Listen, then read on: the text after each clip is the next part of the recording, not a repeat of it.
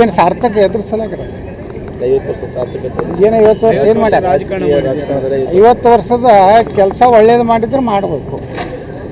ಅದಕ್ಕಿಂತ 100 ಪಟ್ಟು ಭ್ರಷ್ಟಾಚಾರ ಮಾಡ್ಯಾರಲ್ಲ, ಜೈಲಿಗೆ ಅದಕ್ಕೆ ಹೋಗಿದ್ರು ಅವ್ರು. ಅವ್ರ ಮಗ ಅದಲ್ಲ, ಅವ್ರ ಅಪ್ಪಂದು ಡುಪ್ಲಿಕೇಟ್ ಸಹಿ ಮಾಡೋಣ.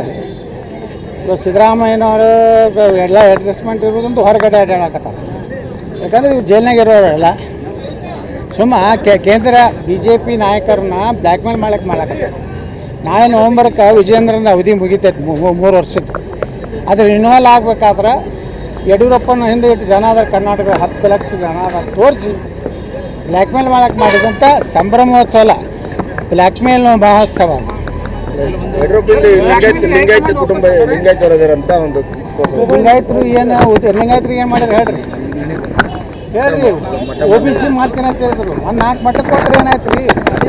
ಮಠದವ್ರು ಅಷ್ಟೇ ಓಟ್ ಹಾಕಲ್ಲ ಕೊಡ್ತೀವಿ. ಸಾಮಾನ್ಯ ಲಿಂಗಾಯತರು ನೋಡ್ರಿ, ಒಬ್ಬ ಮುಖ್ಯಮಂತ್ರಿ ಆದನಿಗೆ ಒಂದಲ್ಲಿ ಜಾತಿಗೆ ಸೀಮಿತ ಇರಬಾರ್ದು. ಎಲ್ಲ ಜನಾಂಗದ ಬಡವ್ರ ಸಲ ಕೆಲಸ ಮಾಡೋದು. ಏನು ಮಾಡಿರಪ್ಪ? ಏನೂ ಇಲ್ಲ. ಬರೀ ಲಿಂಗಾಯತಗಳಿಗೆ ಮಠಗಳಿಗೊಂದು 2 ಕೋಟಿ 3 ಕೋಟಿ ಕೊಟ್ಟಾರೆ, ಅವ್ರು ಬಹುಪರ ಹಾಕತ್ತಾರ. ಸಣ್ಣ ಮಠಗಳಿಗೆ ಕೊಟ್ಟಾರ, ಬಡವ್ರಿಗೆ ಯಾರಿಗೆ ಹಳ್ಳ್ಯಾಗ ಕೊಟ್ಟಾರ ಇಲ್ಲ.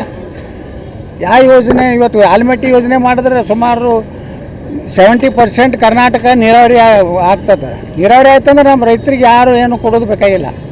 ಅದನ್ನು ಯಾವುದೂ ಮಾಡಲಿಲ್ಲ.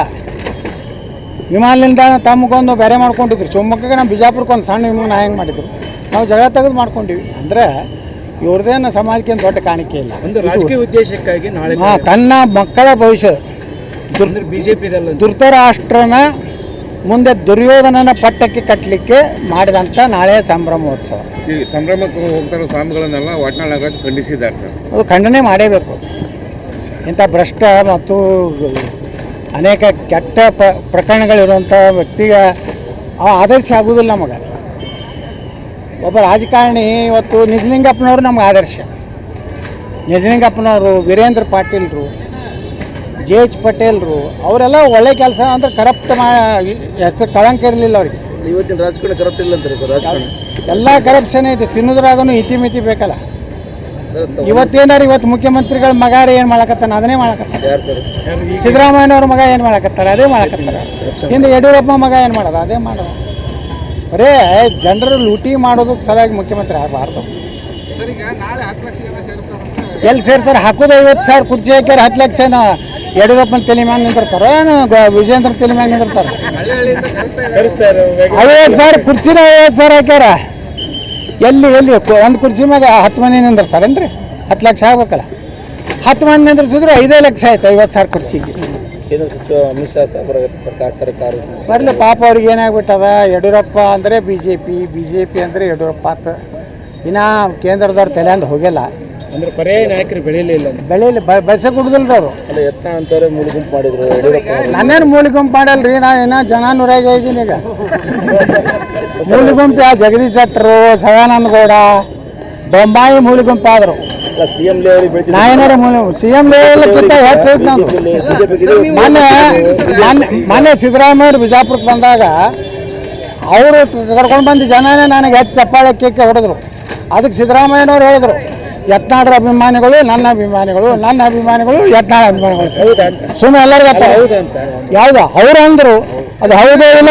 ನೋಡ್ರಿ, ಜನರಿಗೆ ಪ್ರೀತಿ ಪಕ್ಷದ ಮೇಲೆ ಕಿಂತ ಒಬ್ಬ ವ್ಯಕ್ತಿ ಮೇಲೆ ಇತ್ತಂದ್ರೆ ಅವಾಗ ಜನ ತಮಗೆ ನೋಡ್ರಿ. ಸಿದ್ದರಾಮಯ್ಯನವರು ಕಾಂಗ್ರೆಸ್ನಾಗ ಮುಖ್ಯಮಂತ್ರಿಗಳು ಅವತ್ತು ಸುಮಾರು 15-20 ಸಾವಿರ ಜನ ಕರ್ಕೊಂಡು ಬಂದವರು ಅವ್ರ MLAಗಳು ನಮಗೆ ಜೈಕಾರ ಹಾಕಿದ್ರು. ಸಿದ್ದರಾಮಯ್ಯನವ್ರಿಗೂ ಒಂದು ರೀತಿ ಕಸಿ ವಿಷಯ ಆಯಿತು. ನಾನು ವಿರುದ್ಧ ಏನೋ ಮಾತಾಡೋಕೆ ಅವ್ರಿಗೆ ಅವಕಾಶ ಸಿಗಲಿಲ್ಲ. ಏನಾರು ಮಾತಾಡಿದ್ರೆ ಜನ ಏನಾರ ತಪ್ಪು ಇದು ಹೋಗಬಾರ್ದು ಅಂತೇಳಿ ಅವರು ಸಹಮತ ವ್ಯಕ್ತಪಡಿಸಿದ್ರು. ಅದರ ಅರ್ಥ ನಾನು ಸಿದ್ದರಾಮಯ್ಯ ಜೊತೆ ಅಡ್ಜಸ್ಟ್ಮೆಂಟ್ ಇಲ್ಲ, ಅವ್ರ ಮನೆಗೆ ಹೋಗೋದಿಲ್ಲ, ರಾತ್ರಿ ಯಡಿಯೂರಪ್ಪನಂಗೆ ಮನೆಗೆ ಹೋಗಿ ಲೆಟ್ರ್ ಕೊಡೋದಿಲ್ಲ, DK ಶಿವಕುಮಾರ್ ಮನೆಗೆ ಇನ್ನೂ ತನಕ ಕಾಲಿಟ್ಟಿಲ್ಲ. ಅದು ಸಿದ್ದರಾಮಯ್ಯನವ್ರದ್ದು ನನ್ನ ಮಗನ ಲಗ್ನ ಕಾಡ್ಕೊಳ್ಳೋಕೆ ಹೋಗಿನ ಬಿಟ್ಟರೆ ಎಂದೂ ಸಿದ್ದರಾಮಯ್ಯನವ್ರ ಮೇಲೆ ಮುಖ್ಯಮಂತ್ರಿಗಳ ಮೇಲೆ ಹೋಗಿಲ್ಲ. ಯಾರ ಬಗ್ಗೆ? ನಿಮ್ಮ ಮೇಲೆ ಯಾರಿಗೆ? ಸಿದ್ದರಾಮಯ್ಯ ಸಾಫ್ಟ್ ಕಾರ್ನರ್ ಏನಿಲ್ಲ ರೀ. ಈಗ ರಾಜಕಾರಣದಾಗ ನಾವು ಏನೋ ಅವರಿಂದ ಅಪೇಕ್ಷೆ ಪಟ್ಟಿಲ್ಲ ಅಂದ್ರೆ ನಾನು ಅವರು ನೋಡ್ರಿ, ದಿನ ನಾವು ಫೈಲ್ ಹಿಡ್ಕೊಂಡು ಹೋದ್ರೆ ಮರ್ಯಾದೆ ಇರೋದಿಲ್ಲ. MLAಗಳು ಎಲ್ಲ ಶಾಸಕರಿಗೆ ಏನಂತ BJP ಅವ್ರಿಗೆ ಎಟ್ಟು ಕೊಟ್ಟಾರೆ ಅಟ್ಟೆ ಕೊಟ್ಟಾರೆ. ನನಗೆ ಆದರೆ ವಿಜೇಂದ್ರಿಗೆ 50 ಕೋಟಿ ಕೊಟ್ಟಾರ, ಆರ್ ಎಸ್ ಶಿವಗೆ 50 ಕೋಟಿ ಕೊಟ್ಟಾರ, ನಮಗೆ ಮೊನ್ನೆ 25 ಕೋಟಿ ಕೊಟ್ಟಾರ. ಸಾಫ್ಟ್ ಕಾರ್ನರ್ ಇದ್ರೆ ನನಗೂ 50 ಕೋಟಿ ಕೊಡಬೇಕಾಗಿತ್ತಲ್ಲ ಸಿದ್ದರಾಮಯ್ಯ. ವಿಜೇಂದ್ರಿಗೆ ಯಾಕೆ 50 ಕೋಟಿ ಕೊಟ್ಟರು ಸಿದ್ದರಾಮಯ್ಯನವರು? ಆರ್ ಎಸ್ ಶಿವಗೆ ಯಾಕೆ 50 ಕೋಟಿ ಕೊಟ್ಟರು? ಅವರು ಬಿ ಜೆ ಪಿ ಅಲ್ಲ, ನಾನು ಬಿ ಜೆ ಪಿನಲ್ಲ, ನನಗೆ 25 ಕೋಟಿ ಕೊಟ್ಟರು. ನಮಗೆ ಅವ್ರಿಗೆ ಚಲೋ ಐತೆ, ನನಗೂ 50 ಕೋಟಿ 75 ಕೋಟಿ ಕೊಡಬೇಕು. ಕೊಡಲಿಲ್ಲ, ನಾವು ಹೋಗಿ ಕೇಳಲಿಲ್ಲ. ನಾವು ಬಿಜಾಪುರ ಸಾಕಷ್ಟು ಸುಧಾರಣೆ ಮಾಡಿಬಿಟ್ಟೀನಿ. ಈಗ ನಮ್ಮ ಸರ್ಕಾರ ಇದ್ದಾಗ ಬೊಮ್ಮಾಯಿರು ಇದ್ದಾಗೂ ಸಾಕಷ್ಟು ದುಡ್ಡು ಕೊಟ್ಟಾರ. ಸಿ ಪಾಟೀಲ್ರು, ಬೊಮ್ಮಾಯಿಯವರು, ಬಿ ಜೆ ಪಿ ಸರ್ಕಾರ ಇದ್ದಾಗ ಭಾಳ ದುಡ್ಡು ತಂದೆ. ಈಗಲೂ ಎಷ್ಟು ಅವ್ರು ಕೊಡ್ತಾರೆ ಅಟ್ರಾಗೆ ಅಭಿವೃದ್ಧಿ ಮಾಡೋದು. ಮುಂದೆ ಬಿಜೆಪಿ ಕ್ಷೇತ್ರ ಏನು ಸರ್ ಬಂದರೆ ನಿಮ್ಗೆ ಕರೆ ಬಂದರೆ ಕೇಂದ್ರ ಸರ್ಕಾರದಿಂದ ಮೋದಿಯವರಿಂದ ಏನು ಸರ್ ನಿಮ್ದು ಈ ಯಡಿಯೂರಪ್ಪ ಕುಟುಂಬದಿಂದ ಬಿ ಜೆ ಪಿ ಮುಕ್ತ ಆದ್ಮ್ಯಾಗ ಅದರ ಬಗ್ಗೆ ಪರಿಶೀಲನೆ ಮಾಡ್ತೀನಿ. ಈಗ ರಾಜ್ಯದಲ್ಲಿ ನಾಯಕ ಟ್ರಸ್ಟ್ಗಳು ಸಮಾಜದಲ್ಲಿ ಏನೇನೋ ಗಲಾಟೆ ಮಾಡಿದೆ. ಇದು ಸಮಾಜಕ್ಕೆ ಮೇಲೆ ಪರಿಣಾಮ. ಎರಡೂ ಟ್ರಸ್ಟ್ಗಳೊಳಗೆ ಭ್ರಷ್ಟರು, ಲಫಂಗರು, ಕಳ್ಳರದಾರೆ. ಹರಿಹರ ಪೀಠದಲ್ಲಿ ನಮ್ಮ ನಾಗನಗೌಡರು ಒಬ್ಬರು ಅಧ್ಯಕ್ಷರಿದ್ದರು, ಇಲ್ಲೇ ಸೊಂಡೂರ್ದವ್ರು. ಅವು ಒಳ್ಳೆ ಮನುಷ್ಯ.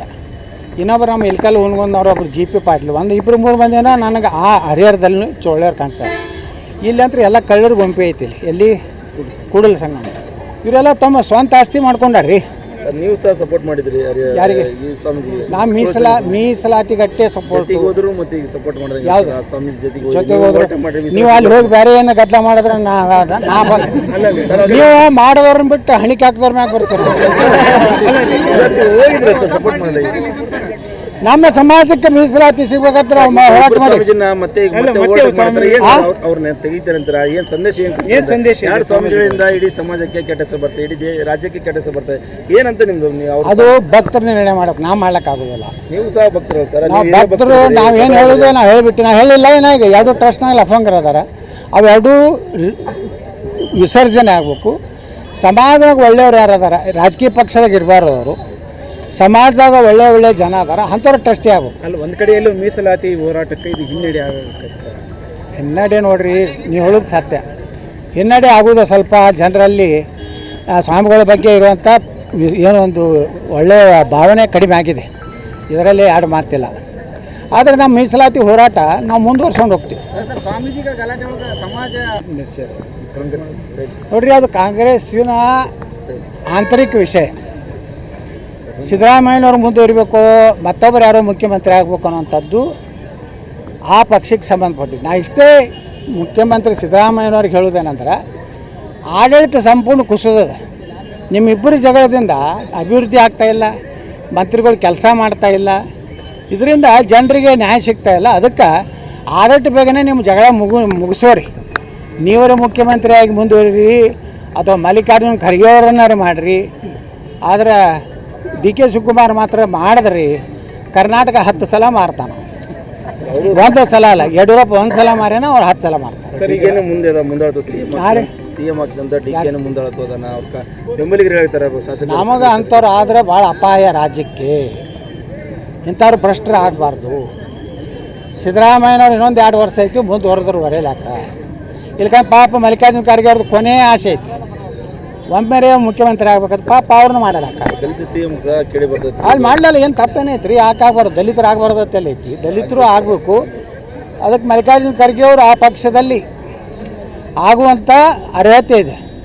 ಅವ್ರು ಮಾಡಬೇಕು. ಪಾಪ ಖರ್ಗೆ ಅವ್ರದ್ದು ಏನು ಒಳ್ಳೆಯವರು, ಯಾವ ನಮ್ಮ ಪಕ್ಷಕ್ಕೆ ಬೈತಾರೆ, ನಮಗೆ ಬೈತಾರೆ ಬೇರೆ. ಆದರೆ ಆ ಪಕ್ಷಕ್ಕೆ ದುಡ್ದಾರಲ್ಲ ಕಾಂಗ್ರೆಸ್ಸಿಗೆ. ಡಿ ಕೆ ಶಿವಕುಮಾರ್ಕಿಂತ 10,000 ರೂಪಾಯಿ ಚಲೋ ಯಾರೂ ನಮ್ಮ ಖರ್ಗೆ ಅವರು ಆದ.